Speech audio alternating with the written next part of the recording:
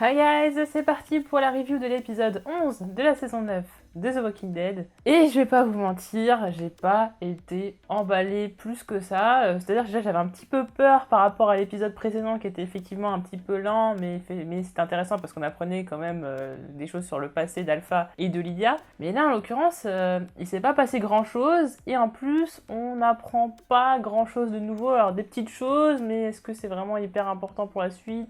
Pas tellement. Je trouve qu'il y a un gros problème de rythme avec cette espèce d'entre-découpage de moments qui sont plus ou moins intéressants. Et le problème, c'est qu'on peut avoir des épisodes un peu plus lents comme l'épisode précédent, mais il faut vraiment qu'il y ait quelque chose d'enrichissant pour le téléspectateur en face. C'est-à-dire qu'on va apprendre des choses, ça va être important pour la suite de la saison. Il y a 2-3 choses importantes pour la suite de la saison, mais ça reste un petit peu du teasing et on pose pas vraiment des bases. Donc c'est pour moi un épisode de transition qui a été mou. Et en plus de ça, il y a certaines choses qui m'ont pas forcément plus. Néanmoins, je suis sûre qu'ils vont se rattraper pour la fin de la saison, qu'il va y avoir pas mal de choses intéressantes, mais c'est vrai que là, je suis restée un petit peu sur ma faim. Donc on a un moment dans le passé avec Carol, Ezekiel et Jerry. Jerry qui va donc apprendre à Ezekiel et Carol qui va donc avoir un enfant. Donc de toute façon, on voit la coupe de cheveux de Carol et on comprend que c'est dans le passé. Puis après arrive Jesus. Jesus qui, je pensais, allait avoir une place plus importante dans cet épisode. Enfin voilà, on le voit en début d'épisode, je me dis bon, on va avoir pas mal de flashbacks avec lui. En fait, non, ça s'arrête juste à ça. Et en soi, c'était pas super important. En fait, alors effectivement, ça parle de la fameuse charte qu'avait fait Michonne à l'époque,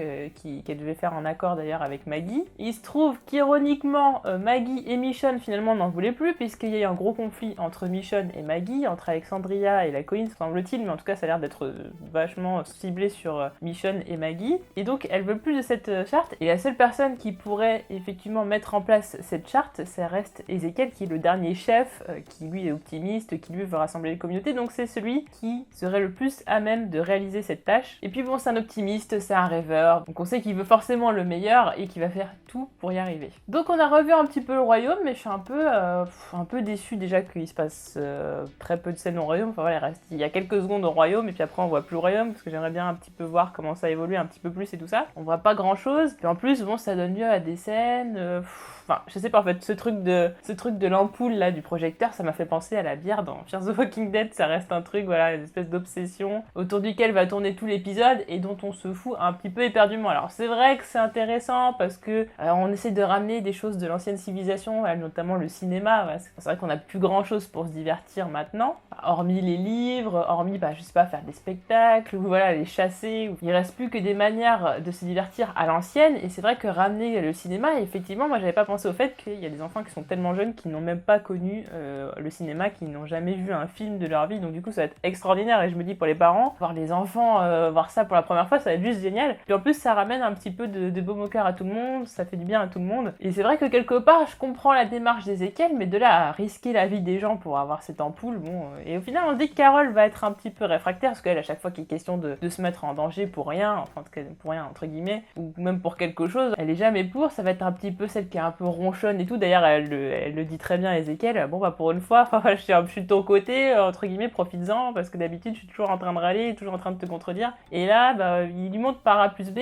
pourquoi ce serait une bonne idée de faire ça, et au final, elle est à ses côtés. Et on voit que c'est quelque chose qui a quand même changé après les années. Maintenant on voit qu'il y a quand même des compromis dans le couple, qu'ils arrivent à s'accorder sur certaines choses. Alors c'est vrai que ça donne un petit côté de légèreté, le coup de la musique, Jerry qui est en train de faire du playback, puis ils sont en train de tuer les rôdeurs sur la musique et tout ça, c'est assez sympa, ça donne un petit côté léger, un petit côté rigolo, voilà, c'est pas mal. Mais en fait, on a un épisode qui était pas spécialement lourd, qui se passait pas spécialement grand chose, du coup, voilà, normalement, le côté léger c'est censé un petit peu être en décalage avec le reste, et dans ces cas-là, l'humour est encore plus efficace que là, il se passe pas grand chose, et puis il y a des points d'humour, et je fais, ouais, d'accord, pourquoi, je comprends pas, voilà, C'était sympa, mais sans plus. Plus Jerry qui fait tomber l'ampoule du côté des rôdeurs, on dit, voilà, il manquait plus que ça. Ouais. J'aime beaucoup Jerry, et justement, quand je le vois, j'ai l'impression qu'à la fin de la saison, on va plus le voir. Tout comme Alden, je sens que Jerry et Alden, il y a moyen qu'à la fin de la saison on les revoit plus, je vous le dis comme ça, je le sens comme ça. Mais ouais, c'est cette partie du royaume, c'était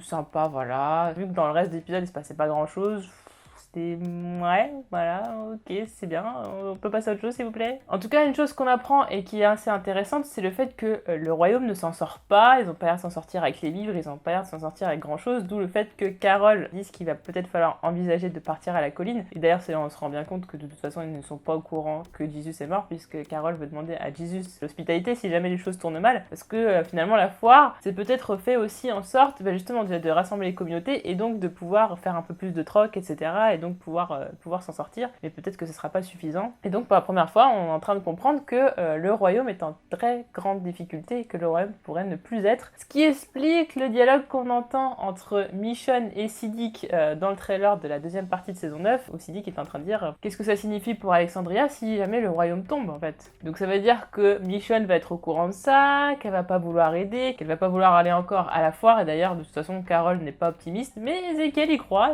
que de toute façon Michonne va venir, on verra bien. Et autre chose très intéressante, c'est à la fin du passage avec le royaume, on les voit passer avec les chevaux et sur un panneau il y a un symbole, le symbole pourrait effectivement vouloir dire qu'il y a une autre communauté qui serait dans le coin. Alors en plus au moment où Ezekiel est en train de dire oui peut-être que notre chance va tourner, mais est-ce que notre chance va tourner, ça peut pas être plutôt dans un sens négatif plutôt que dans un sens positif. Une nouvelle communauté, potentiellement une nouvelle menace, ce qui explique aussi certains trucs dans le trailer de la deuxième partie de saison 9, et notamment un personnage qui serait à la foire et qui pourrait effectivement ne pas être un chuchoteur, donc je vous en avais parlé dans ma vidéo sur l'analyse du trailer de la saison 9 partie 2, qui pourrait être un membre d'une nouvelle communauté qu'on ne connaît pas encore. Alors après à voir si ça a un rapport avec les cicatrices de Daryl et de Michonne, je sais pas trop, mais en tout cas il semble quand même que ce soit une nouvelle menace, ou c'est pas les chuchoteurs qui vont aller taguer des symboles quelque part, machin, c'est pas leur façon de marquer leur territoire, c'est pas du tout la façon dont ils le font. Donc ça a tout l'air d'être une nouvelle menace, une nouvelle communauté, donc ça peut être assez tendu parce qu'il y a déjà les chuchoteurs, c'est quand même une énorme menace en soi,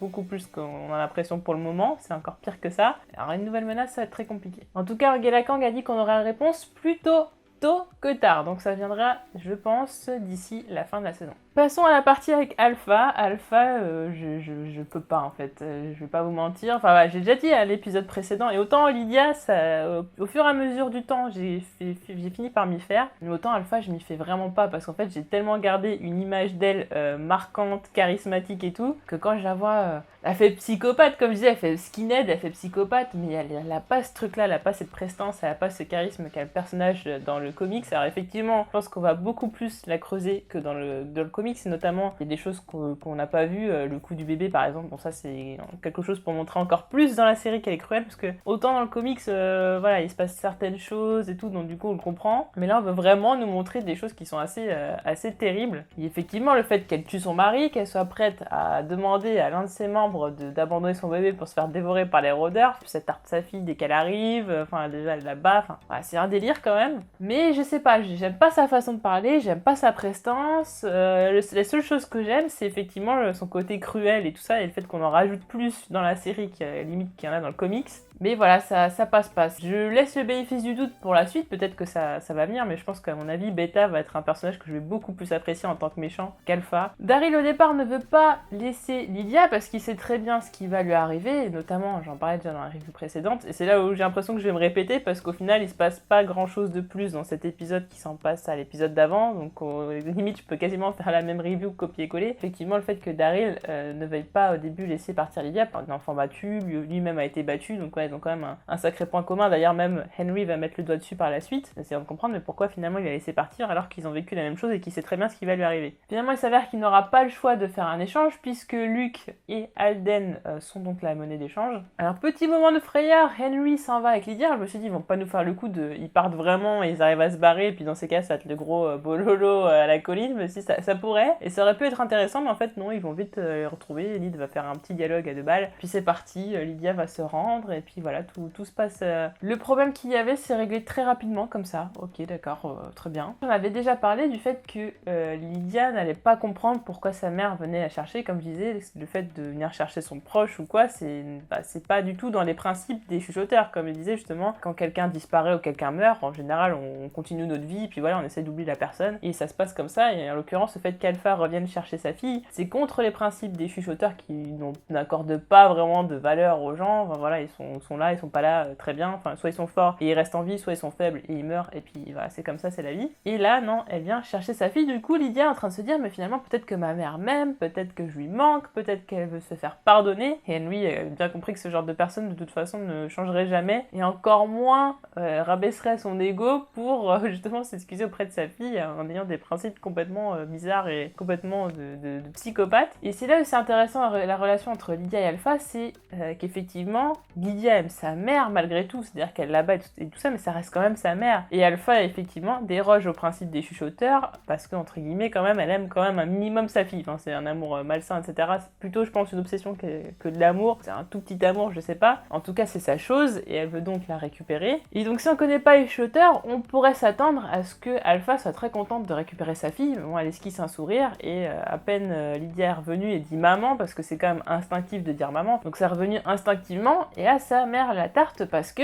elle doit pas dire maman, elle doit dire Alpha comme tout le monde. Il n'y a pas de mère, il n'y a pas de fille, il n'y a pas de lien particulier. Ce sont juste tous des animaux. Et donc, elle lui rappelle à peine arrivée, en plus devant tout le monde. Donc, forcément, Daryl, lui, ça va pas lui plaire, enfin, de voir ça. Enfin, non seulement déjà, il y a la culpabilité de la voir partir, de quasiment la vendre, en fait, à sa mère, en sachant que ce qu'elle va lui faire. Et en plus de la culpabilité, il voit que ça va vraiment continuer à être comme ça et qu'elle va jamais changer et qu'elle va prendre très très cher. Donc c'est assez terrible et ça va peser sur sa conscience, mais on comprend très bien pourquoi. Pour Henry, c'est encore plus terrible parce qu'il trouve ça injuste. Elle lui a raconté beaucoup de choses, ils ont commencé à s'attacher, bon là ils sont embrassés, donc peut-être première copine, etc., les débuts des amours, donc forcément c'est encore plus difficile. Et lui qui espérait trouver une solution et qui n'en trouve finalement pas. Et donc il y a la fameuse partie avec le bébé, et moi j'étais en train de me dire, mais c'est ingérable pour un chuchoteur de vivre avec un bébé, parce que justement ce sont les chuchoteurs, hein. Leur nom c'est pas pour rien, ils chuchotent, ils font le moins de bruit possible, justement ils vivent parmi les morts et donc les morts sont silencieux, donc ils ne font pas de bruit. Donc comment c'est possible qu'un bébé qui pleure je ne sais combien d'heures par jour arrive à se mêler aux morts, enfin comment ils arrivent à survivre, enfin comment le bébé il est pas mort avant, comment ils l'ont pas donné à manger avant, je sais pas comment ils ont fait, mais ça me semblait déjà improbable. Et la scène valide totalement ce que j'étais en train de penser. Je veux dire, si le bébé il est en train de pleurer à ce moment-là, il a déjà pleuré 50 000 fois avant, et forcément, enfin, c'est pas possible. Je trouve que ça a vraiment pas de sens, et pour le coup, donc, ça donne lieu à une scène qui est quand même assez intéressante, et on voit venir le truc quand même, que on voit le bébé qui est en train de pleurer, on voit la chuchoteuse qui est pas bien, qui est en train de pleurer elle aussi, parce qu'elle veut pas laisser son bébé, elle sait très bien ce qui va se passer, elle est très bien au courant du choix qu'elle va avoir à faire, et bon, elle se dit, si elle arrive à le faire taire, bon, bah ça peut passer, mais elle arrive pas à le faire taire, et les rôdeurs approchent de plus en plus, ce qui fait que ça peut mettre tout le monde en danger, et là, Alpha lui fait un signe, elle a pas besoin de lui dire ce qu'elle a à faire, elle sait très bien qu'elle doit faire, c'est-à-dire laisser son enfant et le laisser aux morts.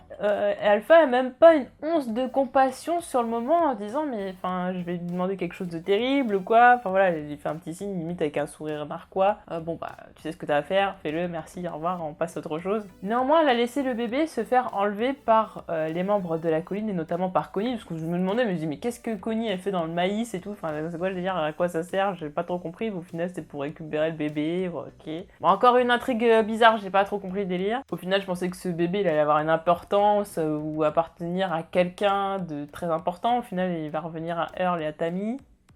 Bon, d'accord. Et Alpha pourrait très bien faire tuer Connie au moment où elle récupère le bébé, mais il n'en est rien. Elle n'a pas récupéré sa fille, donc forcément, il n'est pas question de tuer qui que ce soit avant qu'elle récupère sa fille. Et on voit quand même la réaction des gens de la colline qui se disent mais qu'est-ce que c'est que ce bordel? Enfin, qui sont ces gens? Mais ils sont des tarés. Enfin, c'est déjà, ils sont en train de réaliser qu'ils sont plus nombreux qu'ils y paraissent. En plus, ils sont difficiles à distinguer des rôdeurs, et en plus, ils font des trucs totalement cinglés. Ils sont plus des humains, ils réfléchissent plus du tout comme des humains, ils sont totalement des animaux, des barbares, des sauvages. Ils sont totalement imprévisibles et donc sont une menace d'autant plus grande. Donc ça va être compliqué vu que Henry effectivement est parti chercher Lydia. Alors il laisse une feuille avec marqué certainement je pars chercher Lydia, je ne peux pas vivre avec, etc. Quelque chose comme ça. Mais lorsque Daryl part et que Connie lui demande pourquoi il part, il dit je vais chercher Lydia. Mais en fait tu vas chercher Henry parce que de toute façon dans le trailer de l'épisode d'après on a bien vu que Henry était avec les chuchoteurs. Donc voilà, il y a un délire. Pourquoi vous faites pas comprendre très clairement qu'il va chercher Henry et Lydia à la limite. Connie va donc accompagner Daryl. Je sais pas pourquoi Connie, je sais pas comment elle peut lui servir. Et d'ailleurs, il y a un moment qui est très intéressant, c'est le moment où Connie est avec le bébé dans le champ de maïs. On est vraiment à sa place, c'est-à-dire cette espèce de son très sourd, très contenu, où on n'arrive pas à distinguer ce qu'il y a, enfin voilà, vraiment le côté malentendant. On se met vraiment à sa place, et c'est hyper angoissant parce qu'on se dit, elle peut pas distinguer ça de ça, elle peut pas tellement savoir d'où viennent les bruits, etc. Parce qu'elle entend des bruits, mais c'est difficile de savoir en fait vraiment ce que c'est, et c'est difficile de pouvoir justement les situer. Et du coup c'est hyper angoissant quand on a limite l'impression qu'on va suffoquer à sa place, mais bon la scène dure pas très longtemps, donc voilà, on n'a pas vraiment le temps de plus s'angoisser que ça, mais sur le moment c'est vrai que ça fait un peu bizarre, et j'ai trouvé ça très intéressant. Et donc ouais, Connie qui va accompagner Daryl, je sais pas à quoi va lui servir, parce que justement, bah pour le coup, même si les sens sont décuplés, bah pour le coup, Louis c'est quand même super important dans un monde où il y a des rôdeurs un petit peu partout, donc je me demande si justement elle risque pas de se mettre beaucoup en danger, donc Daryl va avoir beaucoup à sauver, ou au contraire justement on va découvrir que justement sa surdité lui permet de faire des choses mieux que Daryl, et tout ça, ça pourrait être super intéressant. En tout cas, un duo que j'ai pas du tout vu venir, parce que Connie dans le comics, bah voilà quoi, enfin oui.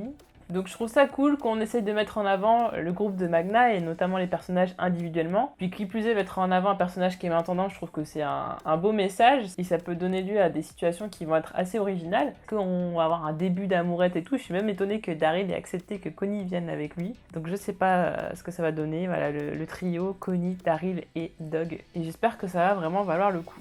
Les chuchoteurs ont dit qu'il n'y aurait pas de conflit, mais bon, vu que Daryl et Connie vont chercher Henry, que Henry va leur coller au train et va se retrouver avec eux, les choses peuvent très très vite dégénérer. Et de toute façon, vu qu'on a introduit de nouveaux méchants et des nouveaux méchants très cinglés, vous vous doutez bien que ça va pas s'arrêter là, forcément, et donc que les choses vont devenir de plus en plus corsées. N'hésitez pas à me dire en commentaire ce que vous avez pensé de cet épisode, est-ce que vous êtes d'accord avec moi ou non. N'hésitez pas à me dire tout ça, et si vous voulez retrouver mon t-shirt, il est dans le lien qui est dans la description avec un petit code promo. Voilà, n'hésitez pas à aller voir et on se retrouve très vite pour d'autres vidéos.